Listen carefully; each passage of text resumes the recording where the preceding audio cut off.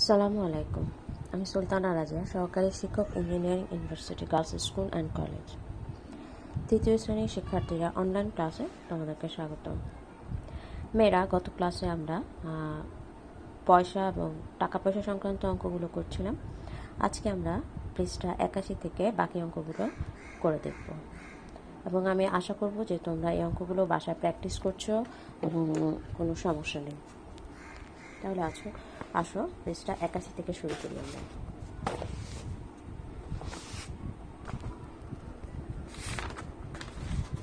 প্রথমে দেখো কোন অঙ্কটা আছে। সুজনের 70 টাকা 50 পয়সা ছিল, তার মা তাকে মাছ কেনার জন্য 95 টাকা দিলেন। সুজনের কত টাকা হলো? তো মেয়েরা, এখানে কি মনে হচ্ছে, অঙ্কটা পড়ে যোগ হবে না বিয়োগ হবে? অবশ্যই যোগ হবে, কারণ সুমনের কাছে কিছু টাকা ছিল, আবার মা তাকে কিছু টাকা দিয়েছে।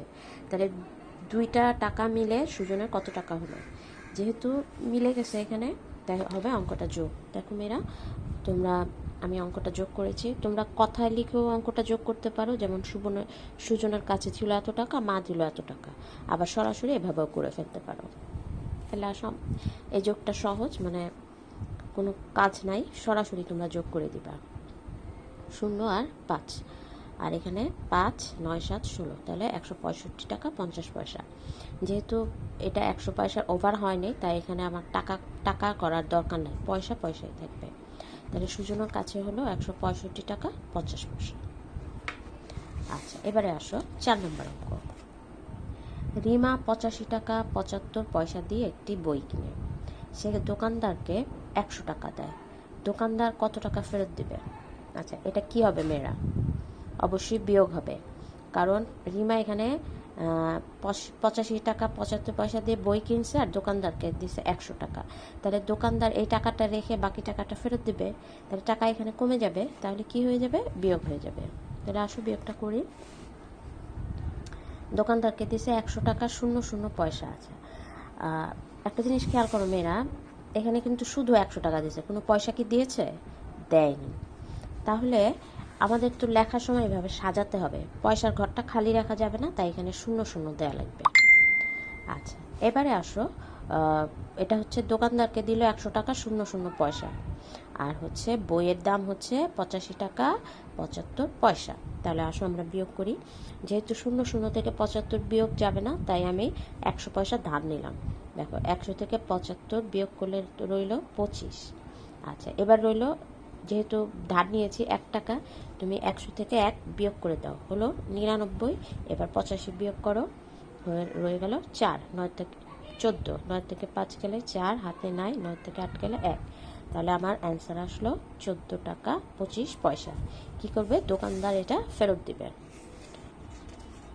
আচ্ছা, এবারে আসো 5 নম্বর। দুইটি খাতার মূল্য 60 টাকা এবং একটি কলমের মূল্য 45 টাকা 60 পয়সা। বিজয় দোকানদারকে এই জিনিসগুলোর জন্য 500 টাকার একটি নোট দেয়। দোকানদার বিজয়কে কত টাকা ফেরত দেবেন? আচ্ছা, এখানে দেখো, প্রথমে খাতা কিনছে, কলম কিনছে, এখানে দুইটা মূল্য আছে। তুমি কী করবে? প্রথমে এই মূল্য দুইটা যোগ করবা। যোগ করার পর তুমি 500 টাকার একটা নোট দিছো, সেই যোগফলকে এই নোট থেকে তুমি বিয়োগ করে দিবা। তাহলে অঙ্কটা দুইটা স্টেপ, প্রথমে যোগ আর পরে বিয়োগ। দেখো, আমি এখানে একটু কথা লিখেছি, তোমরা লিখতে পারো। খাতা ও কলমের মোট মূল্য 60 টাকা, যেহেতু এখানে কোনো পয়সা ছিল না, তাই আমি 00 পয়সা লিখেছি। আর কলমের মূল্য 45 টাকা 60 পয়সা। তাহলে তুমি যোগ করে দাও, 0 6 5 10। তাহলে দুইটা জিনিসের মূল্য হচ্ছে 105 টাকা 60 পয়সা। আচ্ছা, এবার দোকানদারকে দিছে 500 টাকার একটা নোট, কোনো পয়সা নাই, একদম সেফ 500 টাকা। তাহলে 500 টাকা 00 পয়সা, আর জিনিসের দাম 105 টাকা 60 পয়সা। আচ্ছা, এবার দেখো, আমি সাইডে রাফে করেছি, যেহেতু 00 থেকে 60 ছোট, 0 ছোট, তাই এই যে 100 পয়সা ধার আনছি। তাহলে 100 দিয়ে 60 বিয়োগ করলে কত হয়? 0। 10 থেকে 6 গেলে 4, হাতে আছে 1, 1 থেকে 1 গেলে 0, তাহলে 40 পয়সা। যেহেতু 1 টাকা ধার করেছিলাম, এখানে আমি ফেরত দিয়ে দিব। 500 থেকে 1 গেলে 499 আর 105। 9 থেকে 5 গেলে 4, 9, 4 থেকে 1 গেলে 3, তাহলে 394 টাকা 40 পয়সা। তাহলে উত্তর আসবে, দোকানদার তাকে 394 টাকা 40 পয়সা ফেরত দেবে। এবারে আসো 6 নাম্বার। বেলাল 80 টাকা 75 পয়সার চাউল এবং 35 টাকা 50 পয়সার সবজি কিনে সে মোট কত টাকা খরচ করে?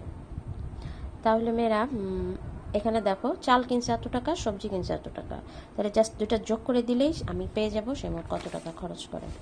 তাহলে আসো, বেলাল মোট খরচ করলো 80 টাকা 75 পয়সা যোগ 35 টাকা 50 পয়সা। এবার আমি যোগ করি, যোগ করার পর আসলো আমার 125 পয়সা আর 115 টাকা। আচ্ছা, এবারে যেহেতু 125 পয়সা, তার মানে কি আছে এখানে 100 পয়সা আছে। 100 পয়সাকে আমি এখানে নিয়ে আসলাম টাকা হিসেবে, মানে 1 টাকা। এই 115 সাথে আমি সেই এক যোগটা করে দিছি 116, আর আমার বাকি আছে 25 পয়সা। ব্যাপারটা কি বোঝা গেছে? আমি আবারও বলছি, 125 পয়সার ভিতরে কি 1 টাকা আছে না? যেহেতু 100 পয়সা, 100 পয়সাকে তুমি যদি আলাদা করো বাকি থাকবে 25 পয়সা। এই 100 পয়সাকে তুমি 1 টাকা হিসেবে এখানে নিয়ে আসো। যেহেতু আমার অ্যান্সার আসছিল 115, ওই 1 টাকা যোগ করে হয়ে গেল 116 টাকা। তাহলে আমার অ্যান্সার আসলো বেলাল মোট খরচ করলো 116 টাকা 25 পয়সা। এবারে আসো 7 নম্বর অঙ্ক। মিতুর 115 টাকা 50 পয়সা ছিল, তার বাবা তাকে 75 টাকা 25 পয়সা দিলেন, তার কত টাকা হলো? আচ্ছা, মিতুর 115 টাকা 50 পয়সা ছিল, আর বাবাটাকে 75 টাকা 25 পয়সা দিল, তাহলে সেটা কি হয়ে যাবে? 2টা টাকা যোগ হয়ে যাবে, তার কত টাকা হলো? তাহলে আসলে যোগটা করে ফেলি। 115 টাকা 50 পয়সা আর হচ্ছে 75 টাকা 25 পয়সা, দুইটা যোগ করলাম 5, 5 2 7 75 পয়সা, আর 5 5 10, হাতে আছে 1, 7 আর 1 8, 9, হাতে নাই 1, তাহলে 190 টাকা 75 পয়সা হলো। মিতুর মোট টাকা হলো 190 টাকা 75 পয়সা। এখানে একটা জিনিস খেয়াল করো, এখানে যেহেতু 75 পয়সা হয়েছে, তাই এটাকে আমি টাকা করতে পারবো না, কারণ হচ্ছে 100 পয়সা হয়নি বা 100 পয়সার উপরেও যায়নি। এই জিনিসগুলো মনে রাখলে অঙ্কগুলো সহজ হয়ে যাবে, তোমাদের হিসাবও নির্ভুলভাবে করতে পারবে। তাহলে আমি এখানে যা আছে তাই হবে, 75 টাকা আর 190 টাকা। এবার আসো 8 নম্বর। রিয়া 100 টাকা নিয়ে দোকানে গেল, সে 69 টাকা 65 পয়সা দিয়ে একটি বই কিনল, তার কাছে কত টাকা থাকলো? তাহলে অবশ্যই এটা কি হবে? বিয়োগ হয়ে যাবে, যেহেতু 100 টাকা নিয়ে গেছে আর সদাই কিনছে, সদাই মানে কি বই কিনছে, তাহলে টাকাটা কমে গেছে। তাহলে আমি এভাবে করেছি, দেখো, তার কাছে থাকলো, বা তোমরা এখানে লিখতে পারো রিয়ার কাছে থাকলো 100 টাকা 00 পয়সা, পয়সা যেহেতু নাই এটা আমি 00 লিখেছি, আর বই কিনছে 69 টাকা 65 পয়সা। তাহলে এবার তুমি যথারীতি বিয়োগ করো, 00 থেকে তো বিয়োগ যায় না, তাহলে আমি টাকা থেকে 100 টাকা থেকে 100 পয়সা ধার আনলাম, তাহলে 100 থেকে 65 গেলে থাকলো 35, 10 থেকে 5 গেলে 5, হাতে আছে 1, 6 আর 1 7, 10 থেকে 7 গেলে 3, হাতে আছে 1, 1 থেকে 1 গেলে 0, তাহলে হলো 35 পয়সা।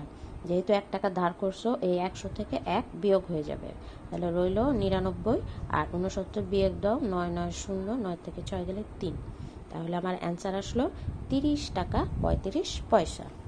মেয়েরা, এই অঙ্কগুলো করার সময় তোমাদেরকে অবশ্যই সাইডে এরকম রাফ করে নিতে হবে, ঠিক আছে? তাহলে টিচারে বুঝতে সুবিধা হবে, আর টিচারও বুঝবে যে তোমরা অঙ্কগুলো পারো, আর তোমাদেরও সুবিধা হবে অঙ্কটা চট করে ফেলতে। আচ্ছা, এবার আসো লাস্ট অঙ্ক।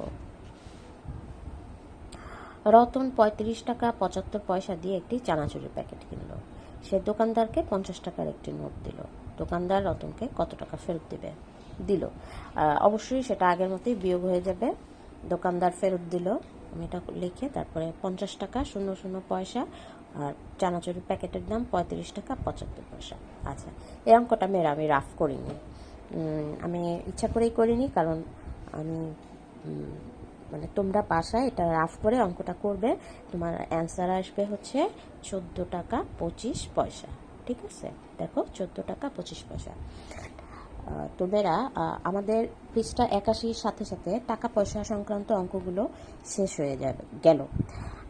তোমরা এই টাকা আর পয়সা সংক্রান্ত অঙ্কগুলো অবশ্যই বাসায় বেশি করে প্র্যাকটিস করবে, কারণ এখানে একটু যোগ বিয়োগের যে 2টা নিয়ম আছে, আমরা যদি না করি, অনুশীলন না করি, তাহলে কিন্তু আমাদের একটু উল্টাপাল্টা হয়ে যাবে, কিন্তু এটা যদি তুমি বেশি বেশি করে করো তাহলে দেখবে অঙ্কগুলো খুবই সোজা। ঠিক আছে? আর যদি কোনো সমস্যা থাকে আমাকে মেসেঞ্জে নক করবে বা আমাকে লিখে জানাবে, আমি অবশ্যই সেই সমস্যাগুলো তোমাদেরকে আবারও দেখাবো। তাহলে মেয়েরা আগামী ক্লাস থেকে আমরা নতুন একটা অধ্যায় শুরু করব, ভগ্নাংশ। ঠিক আছে? তাহলে সেই পর্যন্ত তোমরা ভালো থাকো, সুস্থ থাকো আল্লাহর রহমতে, আর বেশি বেশি করে পড়াশোনা করো। ঠিক আছে? খোদা হাফেজ।